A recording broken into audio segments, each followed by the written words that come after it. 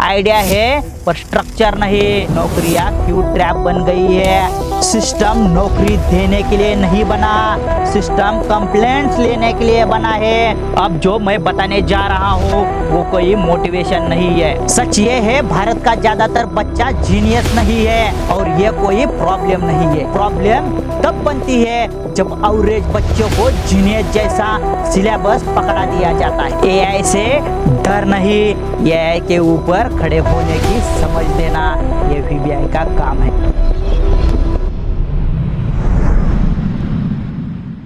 हम बहुत लकी है, दुनिया में बहुत देश है, लेकिन ऐसे बहुत कम देश है जहाँ सरकार हमें इतना सेफ रखती है, इतना सेफ कि हमें खुद कुछ करने की जरूरत नहीं पड़ती। यहाँ हर चीज का सिस्टम है, कुछ करना हो सिस्टम से जाओ। सिस्टम बोले फॉर्म भरो तो फॉर्म भरो, लाइन में लगो, लाइन में खड़े रहो और तब तक सोचो मत। और सिस्टम खुश नहीं हुआ, सिस्टम बोलेगा सर्वर डाउन है या फिर रूल है हमारे यहाँ। सबसे बड़ी प्यारी लाइन है, आज नहीं कल आना। यह सब आपकी भलाई के लिए है, क्योंकि अगर काम जल्दी हो गया तो आप बहुत सारा रिस्क लेंगे और रिस्क बहुत डेंजरस होता है।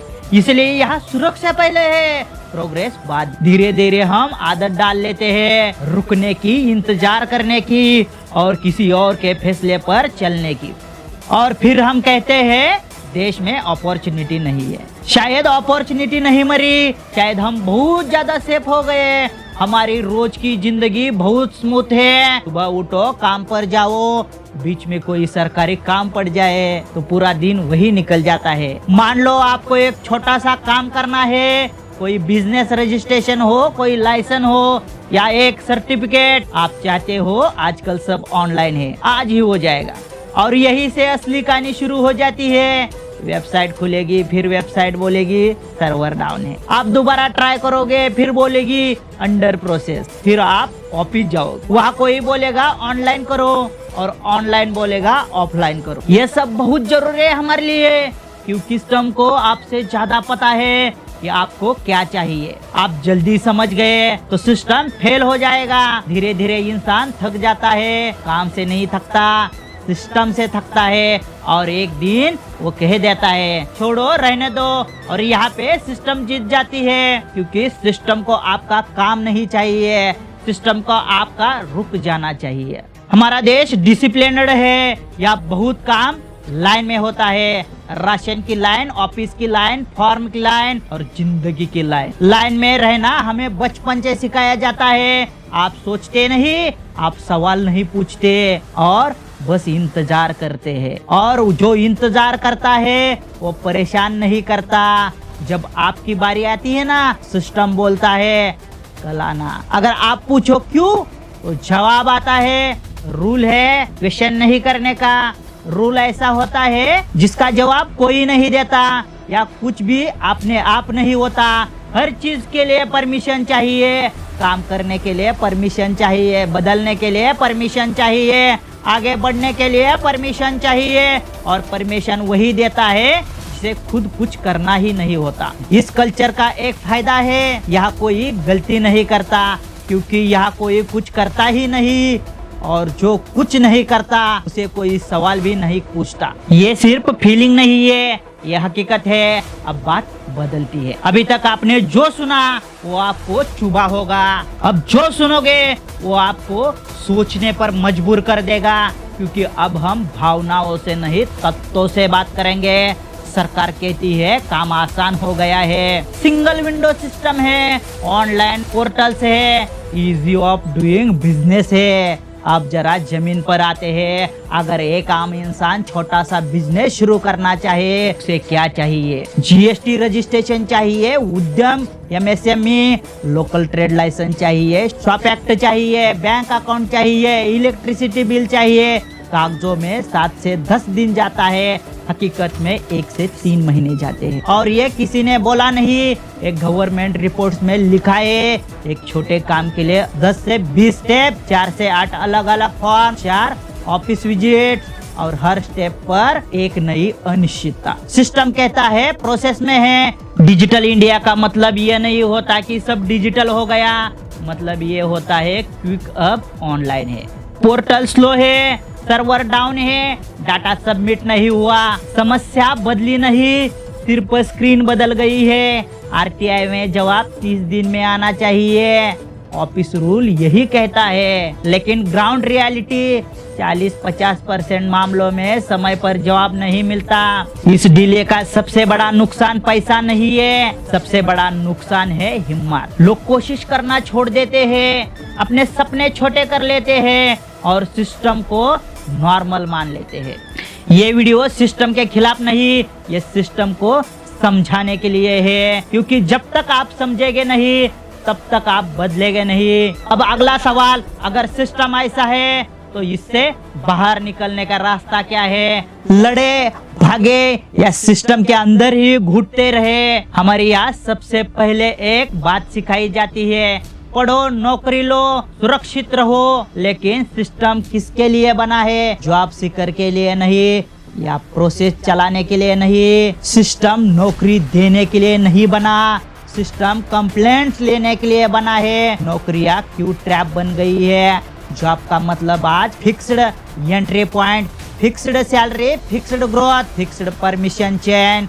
आप जितना ऊपर जाना चाहो उतनी ज्यादा अप्रूवल चाहिए। और ये आई के बाद जॉब का मतलब है रिप्लेसेबल। एआई युग में नया नियम, एआई किसी से डिग्री नहीं पूछता, एआई किसी से सर्टिफिकेट नहीं मांगता, एआई सिर्फ एक चीज देखता है, आप वैल्यू बना सकते हो या नहीं। अगर आप सॉल्यूशन दे सकते हैं तो सिस्टम खुद रास्ता खोलता है। सिस्टम के अंदर रहकर सिस्टम से लड़ना मुश्किल है, लेकिन सिस्टम के बाहर रहकर आप अपनी स्पीड खुद तय कर सकते हो। कम अप्रूवल, कम डिपेंडेंसी और ज्यादा कंट्रोल। आज एक आम इंसान स्किल बेच सकता है, सॉल्यूशन बना सकता है, स्मॉल प्रोडक्ट लॉन्च कर सकता है, डिजिटल सर्विस दे सकता है। इन सब में एक कॉमन बात है, आप जॉब नहीं मांगते, आप प्रॉब्लम सॉल्व करते हो। सिस्टम क्यों डरता है क्रिएटर से? जॉब सीकर सिस्टम पर डिपेंड करता है, क्रिएटर सिस्टम को बाईपास करता है। सिस्टम को कंट्रोल पसंद है, अनसर्टेनिटी नहीं।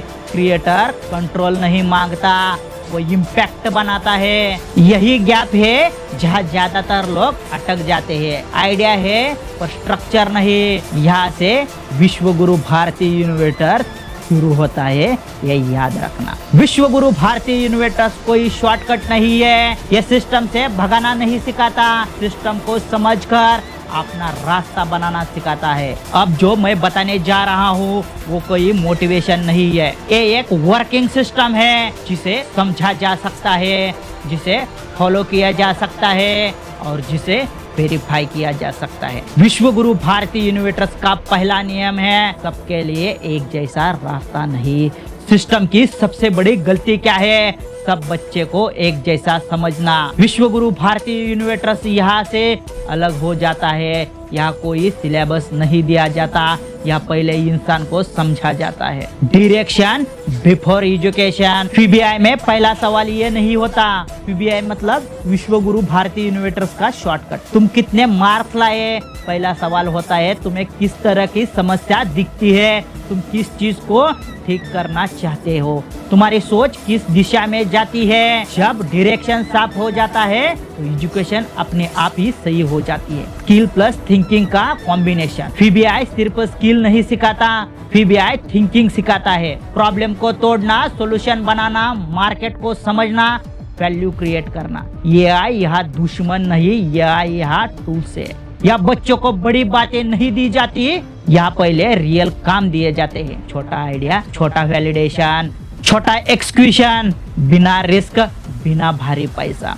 पीबीआई सिस्टम के खिलाफ नहीं है, पीबीआई सिस्टम को समझाता है कौन सा अप्रूवल कब चाहिए, कौन सा नहीं चाहिए, कहाँ डिजिटल रास्ता है, कहाँ बाईपास सेफ है। इसीलिए यहाँ डर नहीं होता, क्लैरिटी होती है। पीबीआई पेरेंट से ये नहीं कहता सब कुछ छोड़ दो, पीबीआई पेरेंट से ये कहता है समझो और बच्चों को सपोर्ट करो, क्योंकि जब बच्चा क्लैरिटी में चलता है पेरेंट्स के एंजाइटी अपने आप कम होती है। पीबीआई का गोल नौकरी दिलाना नहीं है, पीबीआई का गोल पोजीशन बनाना है। डिसीजन लेने की पोजीशन, वैल्यू देने की पोजीशन, नेगोशिएशन की पोजीशन, जहाँ सिस्टम आपको दिखता है आप सिस्टम को नहीं दिखते। पीबीआई कोई जादू नहीं है, ये डिसिप्लिन है, ये शॉर्टकट नहीं है, ये क्लियर रोड है। अब एक सवाल जो हर माँ बाप के मन में है, ये सब सुनने में अच्छा लग रहा है, लेकिन क्या यह हमारे बच्चे के लिए है जो एवरेज है, जो डरता है, जो कॉन्फिडेंट नहीं है? पीबीआई का सबसे बड़ा सच सुनो, या सबसे आगे वो नहीं जाता जो सबसे तेज है, या सबसे आगे वो जाता है जो टिकता है, जो रोज थोड़ा थोड़ा करता है, जो भागता नहीं समझता है। सच ये है, भारत का ज्यादातर बच्चा जीनियस नहीं है, और ये कोई प्रॉब्लम नहीं है। प्रॉब्लम तब बनती है जब एवरेज बच्चों को जीनियस जैसा सिलेबस पकड़ा दिया जाता है। पीबीआई सिलेबस नहीं देता, पीबीआई कैपेसिटी के हिसाब से रास्ता देता है। पेरेंट्स सबसे ज्यादा किससे डरते हैं? फेल हो गया तो। पीबीआई में फेल होने की परिभाषा अलग है, या फेल का मतलब एंड नहीं, या फेल का मतलब फीडबैक है, या गलती छुपाई नहीं जाती, या गलती सिखाई जाती है। एक कड़वा सच सुनो, स्कूल सिस्टम में कमजोर बच्चा सबसे ज्यादा पिसता है, पीबीआई में कमजोर बच्चा सबसे ज्यादा उभरता है, क्योंकि तुलना नहीं होती, रैंक नहीं होती, भीड़ नहीं होती। यहाँ बच्चा खुद से कॉम्पीट करता है। अगर आप ये सोच रहे हैं मेरा बच्चा कर पाएगा या नहीं, ये जवाब है तो जवाब है हाँ। अगर वो सुन सकता है, अगर वो सीख सकता है, अगर वो रोज एक कदम चल सकता है, तो ये वो कर सकता है। पीबीआई किसी को हीरो नहीं बनाता, पीबीआई इंसान बनाता है, जो अपने फैसले खुद ले, जो डर से नहीं समझ से चले।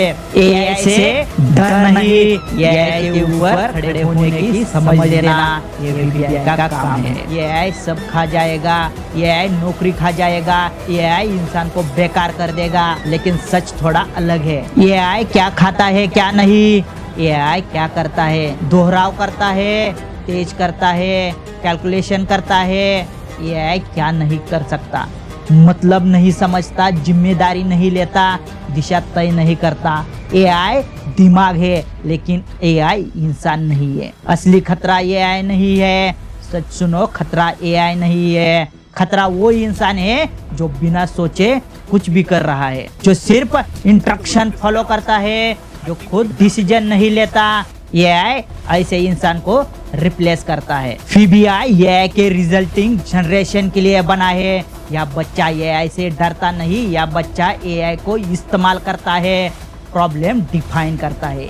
एआई से सॉल्यूशन निकालना, ह्यूमन जजमेंट लगाना, फाइनल डिसीजन लेना, ये फर्क है। भविष्य में क्या टिकेगा? आने वाले समय में मार्क्स नहीं टिकेंगे, डिग्री नहीं टिकेगी, सर्टिफिकेट्स नहीं टिकेंगे, जो टिकेगा वो है समझ, सोच, निर्णय लेने की क्षमता। एआई तूफान है, लेकिन जो दिशा जानता है वो तूफान में भी चलता है। अब सवाल सिस्टम से नहीं, खुद से। आज मैं आपसे कोई सवाल नहीं पूछूंगा, आप आज खुद से पूछिए। आप जो कर रहे हैं क्या वही आपके दिमाग ले जा रहा है, या आप बस चल रहे हो?